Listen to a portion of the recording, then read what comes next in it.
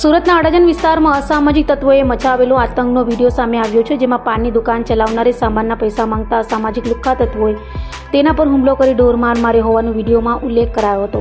તો આતંક મચાવનાર 2 આરોપીઓને પોલીસે પકડી ઘટનાનું રિકન્સ્ટ્રક્શન કરાવ્યું હતું.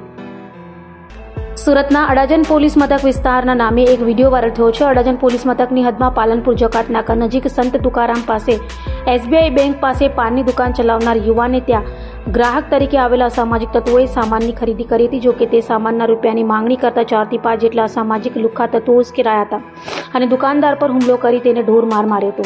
આ ઘટનામાં પાનની દુકાન ચલાવનારનું માથું ફોડી નાખી માર મારી અધમુવો કરી દીધો હોવાનું વિડીયોમાં દેખાય છે. જો કે હાલ વિડીયો વાયરલ થતાં પોલીસે વિડીયોના આધારે તપાસ હાથ ધરી હતી અને સરાજ જાહેર આતંક મચાવનાર 2 આરોપીઓને પકડી પાડી એકને વોન્ટેડ જાહેર કર્યો હતો.